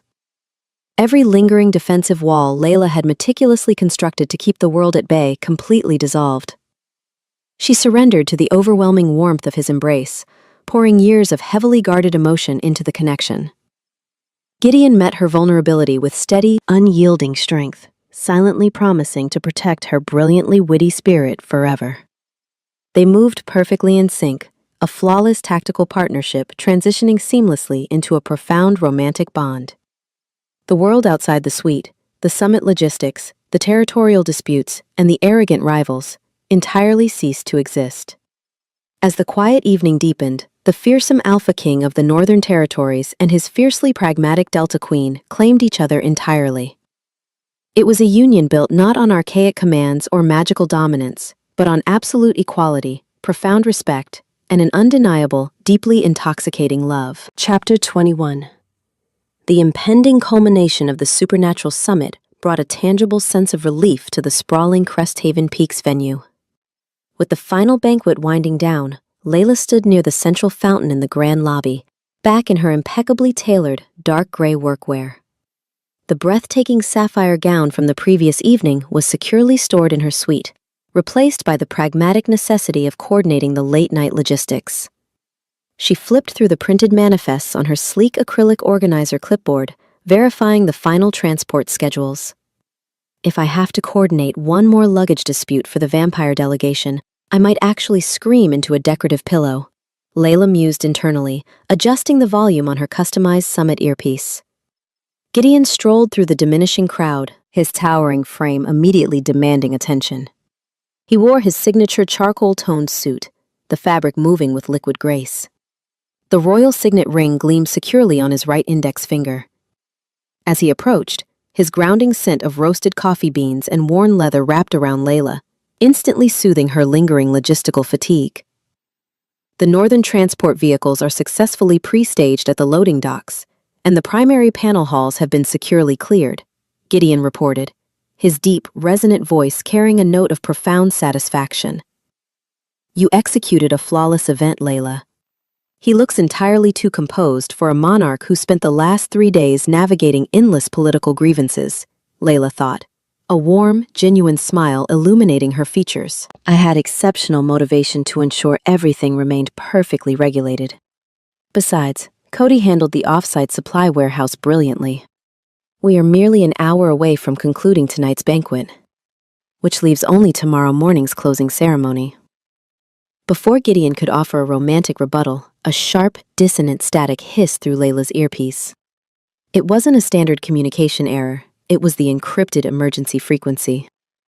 Layla's smile vanished instantly. She pressed 2 fingers firmly against the device, her pragmatic mind shifting into hypervigilance. The scent of fresh apricots and rain-washed cedar flared with undeniable alarm. "Security control, confirm that signal," she ordered, her tone adopting a chilling, unquestionable authority.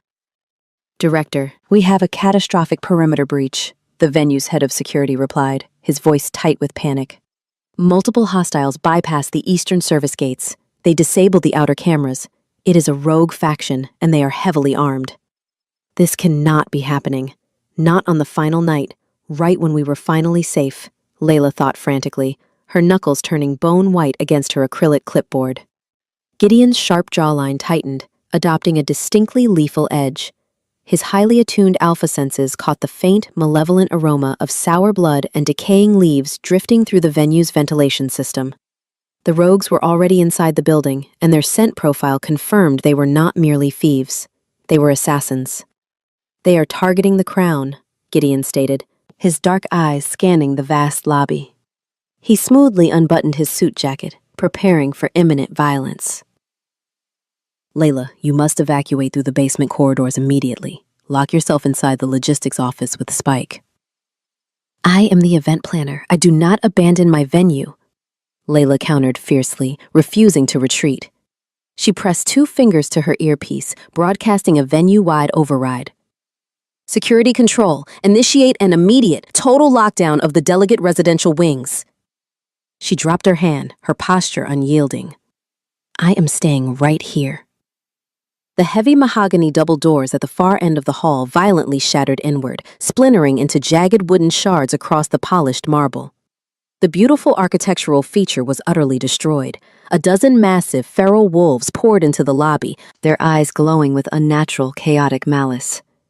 Their ragged fur and aggressive postures signaled a complete abandonment of civilized pack laws. The rogue faction had arrived, and their collective, predatory gaze locked entirely on the Alpha King. Chapter 22. The shattered remnants of the mahogany doors lay scattered across the polished marble floor, an irreversible casualty of the rogue invasion. The dozen feral wolves fanned out with alarming tactical precision, instantly forming a lethal semicircle around the central fountain.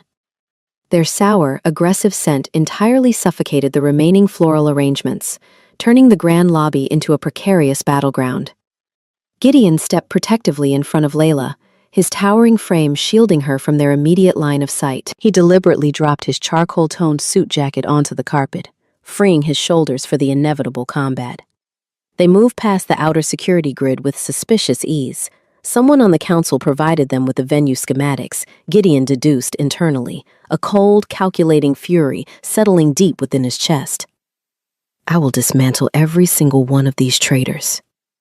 The largest of the rogue wolves, a hulking beast with a heavily scarred snout and matted gray fur, stepped forward. He didn't bother shifting into his human form to gloat. His malevolent intentions were abundantly clear. They intended to overwhelm the Alpha King with sheer, unrelenting numbers, assuming a coordinated ambush would compensate for their lack of royal blood. "Get to the service elevators, Layla," Gideon commanded softly, his voice a low, vibrating rumble that commanded absolute obedience from anyone but his mate. "Do not look back. I will handle this." He genuinely believes I will simply flee and leave him to face a dozen assassins alone. He clearly underestimates my stubbornness, Layla thought fiercely.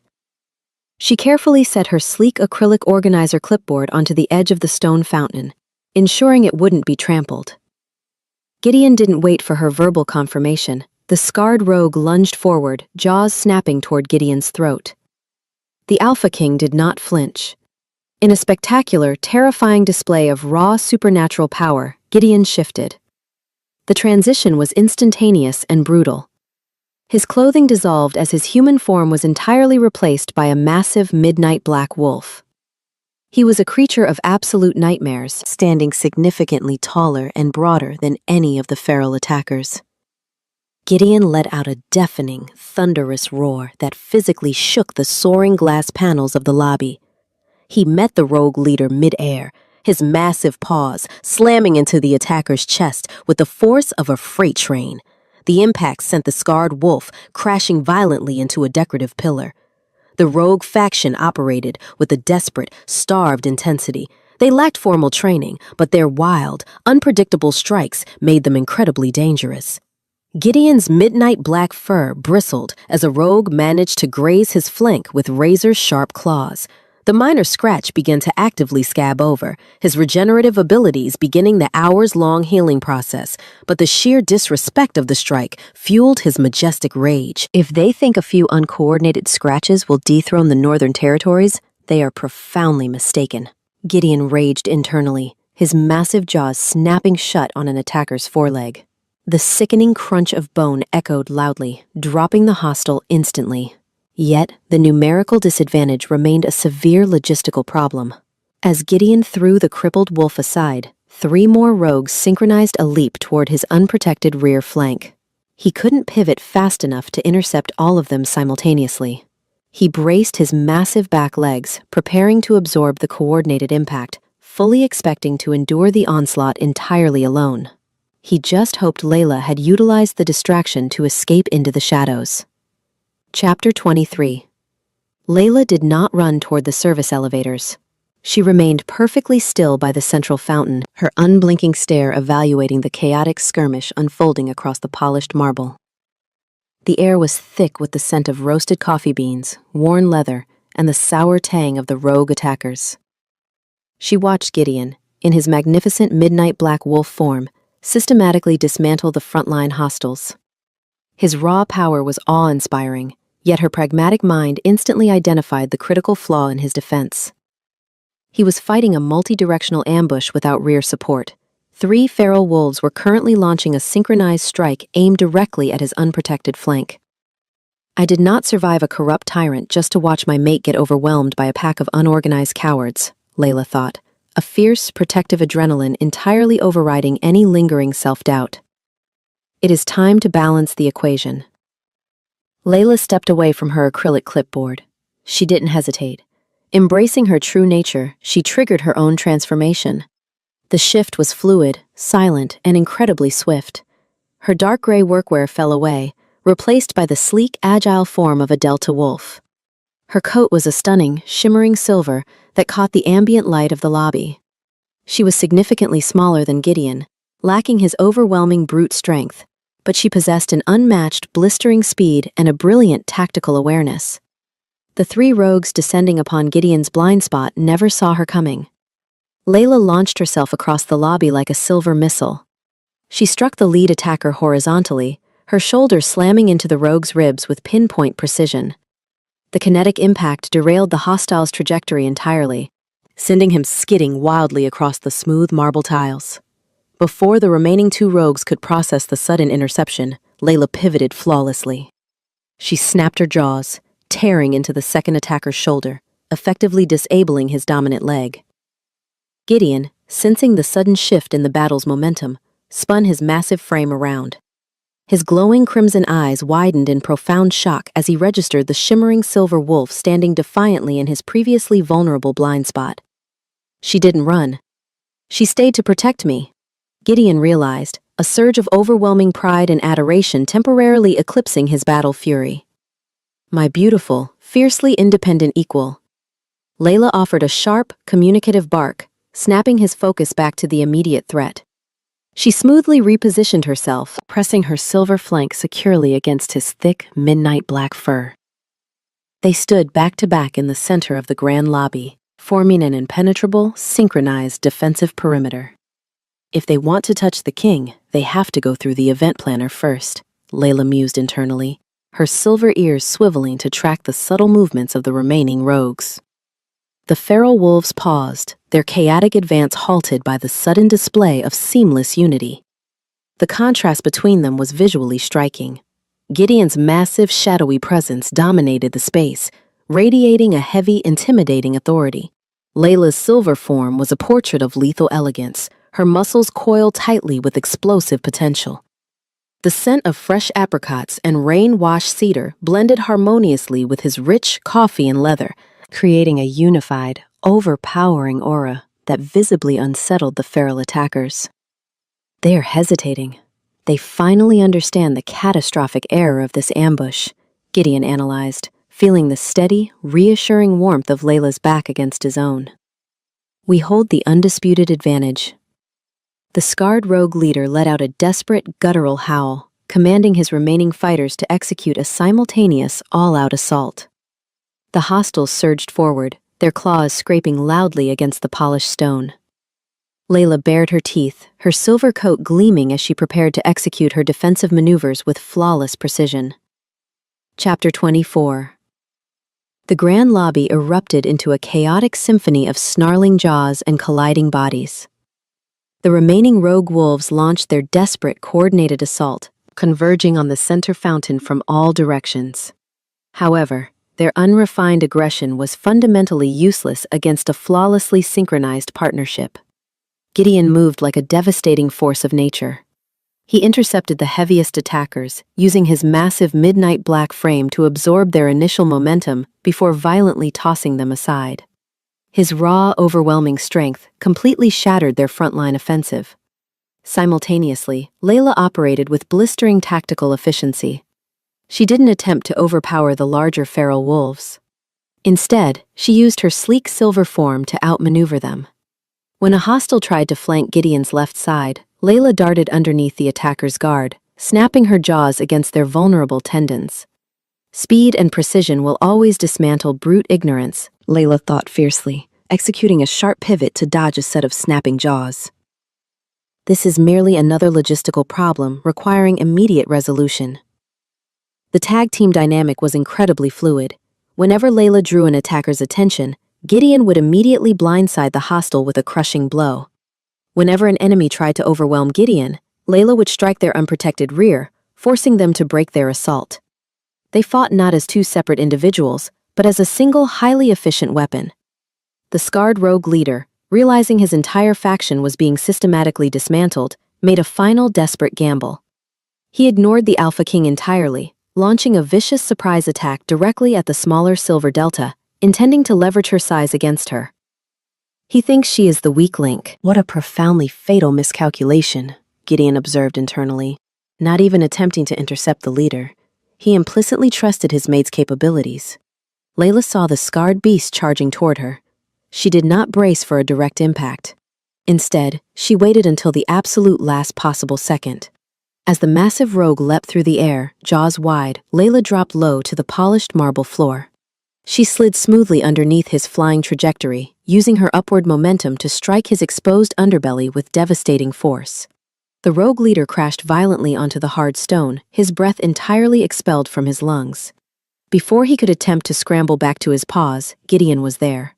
The massive midnight black alpha pinned the leader to the ground, his heavy paws pressing firmly against the rogue's chest, neutralizing the threat instantly. The remaining conscious hostiles, witnessing their heavily scarred leader completely subdued by the royal couple, immediately ceased their attack.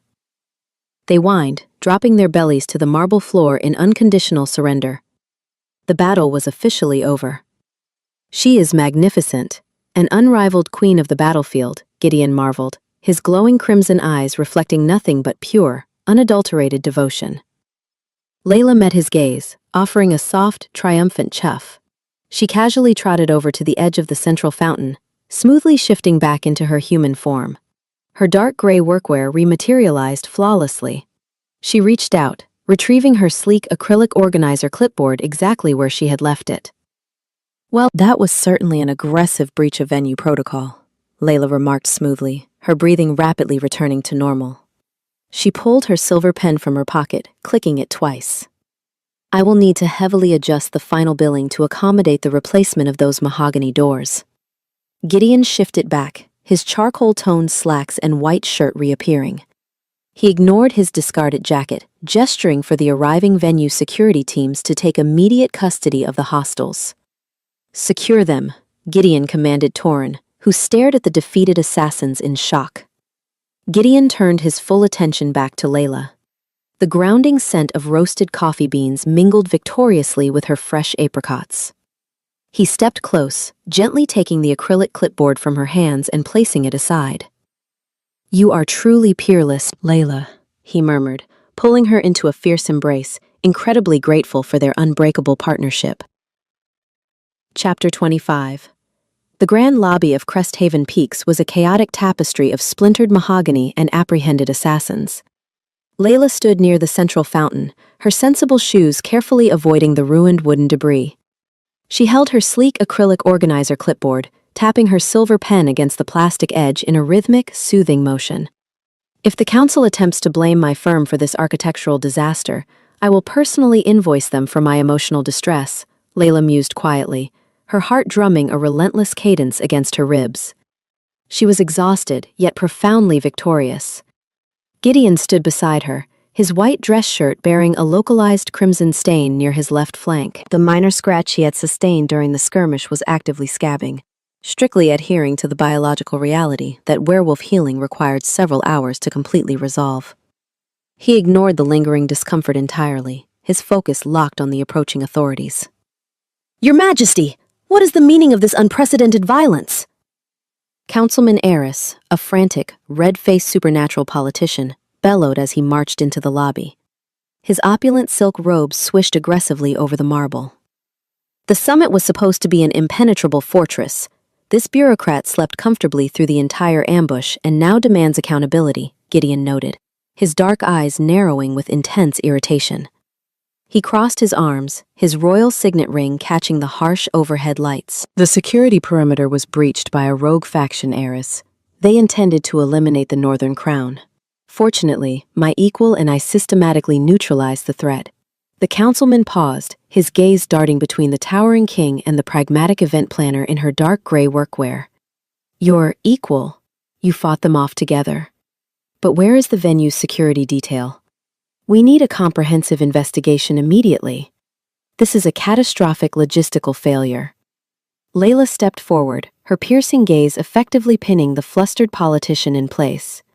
She smoothly tapped a command sequence into her customized summit earpiece while securely clutching her acrylic organizer clipboard. The venue's security detail was actively engaged in locking down the delegate residential wings, an emergency protocol I explicitly initiated, Layla clarified, her tone dripping with crisp professionalism. As for your comprehensive investigation, I have just transmitted the high-definition security footage directly to the council's encrypted server. It captures the entire coordinated ambush within the grand lobby, clearly identifying the hostiles before they could disable the interior feeds. Let him try to dispute irrefutable digital evidence, Layla thought, a spark of triumphant satisfaction warming her chest. Numbers and video feeds never lie. Eris blinked at his buzzing communicator, utterly disarmed by her meticulous preparation. I see. The council will review this footage promptly. We must ensure the summit's reputation remains unblemished in the press. The summit is a resounding triumph, Gideon declared, his resonant voice leaving zero room for debate. He reached down, picking up his discarded charcoal-toned suit jacket from the marble floor. He draped it casually over his uninjured arm. The treaties are signed, the delegates are securely isolated, and the hostiles are currently being transported to the northern detention facilities by my lead liaison, Torrin. The councilman nodded hurriedly, thoroughly intimidated by the Alpha King's unyielding authority, and retreated toward the temporary administrative offices to salvage his own political narrative. Gideon turned to Layla, the tension in his sharp jawline softening instantly. The rich scent of roasted coffee beans and worn leather wrapped around her, providing a comforting anchor amidst the lingering chaos of the lobby. You possess a remarkably intimidating presence when you wield that clipboard, Gideon murmured, his dry sense of humor finally resurfacing. Bureaucracy is an incredibly potent weapon when applied correctly, Layla replied, a genuine smile breaking through her professional facade. She pressed 2 fingers to her customized summit earpiece, checking the internal frequencies. Now, I just need to await my brother. He is undoubtedly speeding back from the supply warehouse right now. Chapter 26. The tires of the plum-colored sedan squealed loudly as Cody violently parked the vehicle near the venue's loading dock. He scrambled out, his secondary earpiece buzzing with the frantic aftermath of the venue-wide lockdown.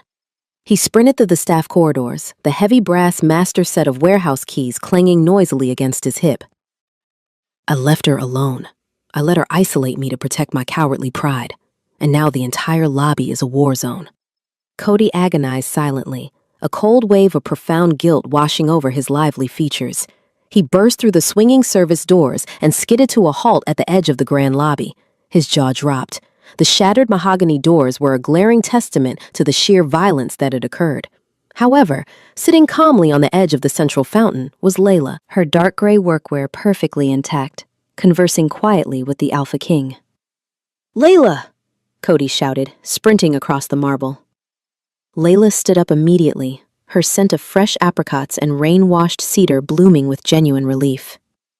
She caught her younger brother in a fierce, reassuring hug. "I am completely fine, Cody," Layla promised, patting his back before stepping away. She retrieved her acrylic organizer clipboard from the fountain ledge. "The rogue faction is contained. The security footage is safely in the hands of the council." Cody looked at Gideon. He noticed the drying crimson stain on the king's white dress shirt, indicating a recent, actively scabbing injury. "You fought them, both of you, and I was organizing premium tablecloths on the other side of the city." He looks entirely devastated by his perceived failure, Gideon realized, a gentle wave of empathy replacing his usual stoicism. He is fiercely loyal to his sister, an incredibly rare trait in modern packs. "Your tactical reassignment was my specific directive," Layla stated firmly, tapping her silver pen against her clipboard to command his attention. "By locking down the off-site facilities the moment the emergency broadcast triggered, you ensured our firm's entire inventory remained untouched. You performed your logistical duties flawlessly." "You don't have to protect my feelings, Layla. I am a beta. I should have been here to defend my family," Cody insisted, his shoulders slumping in defeat. He needs a monumental distraction before he spirals into an endless pit of self-recrimination, Layla decided, her pragmatic mind pivoting instantly to a long-term solution. "Actually, Cody, your flawless management of the supply warehouse today proved a highly significant point," Layla countered, her tones shifting into a formal, authoritative register. "I have recently acquired some rather intensive, long-term commitments in the Northern Territories." She gestured smoothly toward Gideon, who offered a subtle, deeply affectionate nod. The royal signet ring gleamed as he rested his hand gently on the stone ledge. "Running the daily operations of this firm will require a director who intimately understands our specific brand of event planning," Layla continued, looking her brother directly in the eyes. "I am officially handing you the operational reins of the company, Cody. You are the new logistics director." Cody blinked, completely stunned. The heavy brass keys in his hand suddenly felt like a monumental symbol of unparalleled trust. You are giving me the firm? The empire you built from absolute nothingness?" "She is stepping away from her fortress to build a life with me," Gideon thought, a profound sense of awe swelling in his chest. "I will ensure she never regrets this decision." "I'm promoting the most capable man I know," Layla corrected, a bright, radiant smile illuminating her face. "I will still handle the primary contracts, but the day-to-day operations are entirely yours. Now please go to the office and release Spike. The domestic feline has been locked in there for hours, and if he shreds my velvet armchair, I am deducting the replacement cost directly from your newly augmented salary." Cody let out a shaky, incredulous laugh, the crushing guilt finally dissipating. He pulled his sister into one last tight embrace. "I won't let you down, Layla. I promise." As he hurried off toward the office corridors, the future suddenly looked remarkably bright for the severed siblings. Chapter 27. The following morning, the Cresthaven Peaks Grand Auditorium was packed with the remaining supernatural dignitaries. The closing ceremony was typically a tedious affair of polite applause and endless bureaucratic speeches. Layla stood poised near the front row, her dark gray workwear impeccably pressed, holding her sleek acrylic clipboard. "My firm survived a territorial tyrant and a rogue assassination attempt in less than 48 hours, Layla mused quietly, a profound sense of accomplishment steadying her pulse. A simple closing ceremony should be delightfully mundane. Gideon stepped up to the polished wooden podium, looking devastatingly regal in a tailored, deep navy suit woven with subtle silver threading. The minor scratch on his flank had already completely healed overnight, strictly adhering to his accelerated biology. The royal signet ring caught the bright stage lights as he adjusted the microphone. "Esteemed delegates, Gideon's rich, resonant voice echoed across the silent room. This summit has proven the undeniable necessity of unity. We have faced unprecedented challenges, yet we emerged substantially stronger. He paused, his dark eyes locking directly onto Layla. The comforting scent of roasted coffee beans and worn leather drifted over the front rows. However, the Northern Territories will no longer navigate these challenges alone. I have found my mate.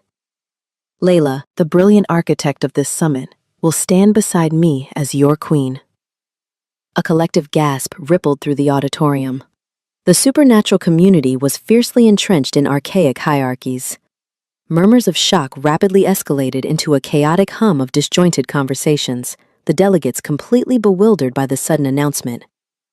"Your Majesty, this is highly irregular!" An elderly traditionalist from the eastern sector objected, standing up abruptly. His silver hair shook with indignation. "She is a free Delta, a logistics coordinator without a formal pack lineage. The Northern Crown requires a leader of profound dominant standing, not a severed event planner. They simply cannot fathom a world where a woman's intellect is valued higher than her magical pedigree," Layla noted internally, her sharp eyes fixing coldly on the complaining traditionalist. She didn't flinch. She simply waited. Gideon did not roar. He did not release a suffocating alpha aura to force the room into submission. Instead, he leaned forward, his expression transforming into a mask of lethal, quiet authority. "You speak of dominance as if it merely requires a loud voice and a magical bloodline," Gideon countered smoothly, his tone slicing through the auditorium's tension like a sharpened blade. When assassins breached this venue last night, Layla did not cower.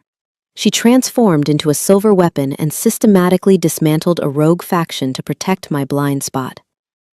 The auditorium fell completely silent. The delegates exchanged stunned glances, realizing the pragmatic event planner had actively participated in the high-stakes combat. "She is a masterful tactician who rebuilt an empire from nothing," Gideon continued, his voice echoing with absolute, unwavering devotion. "She outmaneuvers territorial rivals with logistical penal codes, and she navigates chaos with unparalleled grace. She is my equal in every conceivable metric.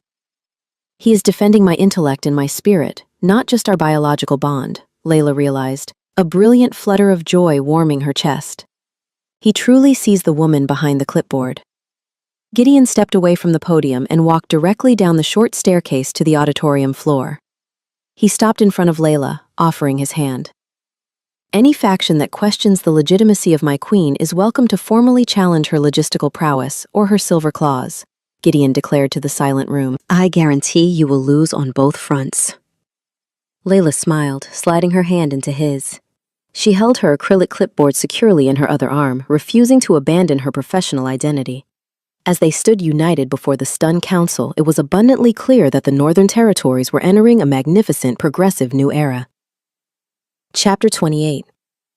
The cool evening breeze swept across the expansive private balcony of the King's Summit Suite, carrying the fragrant scent of blooming night jasmine. Layla leaned comfortably against the ornate stone railing, her dark gray slacks shifting slightly in the wind. The summit was officially concluded, the logistics firm was successfully transferred to Cody, and Cresthaven Peaks was finally serene. "I have successfully managed 300 supernatural delegates and an assassination attempt, yet moving to a royal palace feels like my most daunting logistical challenge yet," Layla thought, a quiet, amused smile playing on her lips. Gideon stepped onto the balcony, holding 2 crystal glasses of a luxurious, sparkling vintage. He handed one to Layla, the gentle brush of his fingers sending a familiar spark of electricity through her. The rich aroma of roasted coffee beans and worn leather immediately grounded her spiraling thoughts. "I retrieved the Northern Crown from the secure travel vault," Gideon mentioned casually, leaning against the stone railing beside her. He looked out over the glittering city lights. "I must present it to the High Council tomorrow morning before our departure." He is attempting to sound entirely casual, but his pulse is drumming a frantic rhythm, Layla observed internally, her steady gaze catching the subtle tension in his sharp jawline. He is preparing a grand, romantic gesture. Gideon set his glass down on a small patio table. He turned to fully face her, taking both of her hands in his. The royal signet ring felt pleasantly cool against her skin. Layla, Gideon began, his deep voice thick with genuine emotion. For decades, I believed the crown was a solitary burden. I assumed I would forever navigate the treacherous waters of politics entirely alone. But then I found a fiercely independent woman hiding under a solid oak desk. Layla chuckled softly, the memory of their absurd first encounter feeling like a lifetime ago. It was a highly tactical retreat, Your Majesty. It was the most profound moment of my life, Gideon corrected gently, his dark eyes shining with absolute reverence. You challenge me. You protect my blind spots, both on the battlefield and in the council chambers. I want to spend the rest of my days ensuring you never have to fight for your independence again. I want to give you the world. He turned toward the small patio table, preparing to officially present the ancient, beautifully crafted crown from its velvet box, as a symbol of their shared reign. Gideon blinked. He frowned, his hands hovering over the table where he had placed the artifact just moments before. The velvet presentation box was entirely empty. Is there a logistical issue, Gideon? Layla inquired, her eyebrows raised in mild amusement. Before the Alpha King could answer, a soft, rhythmic clinking sound echoed from the shadowed doorway of the suite. Spike the domestic cat sauntered onto the balcony, his tail held high in an expression of absolute feline triumph. Clamped firmly between his teeth was the invaluable, jewel-encrusted northern crown. The ancient artifact dragged slightly against the tiles as the cat paraded his ultimate prize. This animal possesses a genuinely terrifying level of stealth, Gideon realized, utterly bewildered by the feline's audacity. He bypassed a secure travel vault to steal a monarchy. Spike, Layla sighed, her professional demeanor fracturing into pure, unadulterated laughter. The melodious sound echoed brightly under the stars. That does not belong in your secret stash under the office sofa. Gideon stared at the cat, then back at his fiercely pragmatic, brilliantly witty mate. A rich, booming laugh escaped his chest, washing away the serious tension of his ruined romantic speech. The Alpha King of the Northern Territory shook his head, officially accepting that his predictable, stoic life was over. He walked forward to bribe the feline thief, entirely ready for the magnificent, chaotic future awaiting them. The end. Quick favor, don't go anywhere yet. If you thought Layla was brave for trying to hide from the Alpha King under a 300-pound desk, wait until you meet the heroine in this next story on your screen. She doesn't just hide from alphas, she actively ruins their day in the most chaotic way possible. You have to hear this next disaster unfold. Click the video on your screen right now. It is unhinged, it's spicy, and it's waiting for you. See you over there.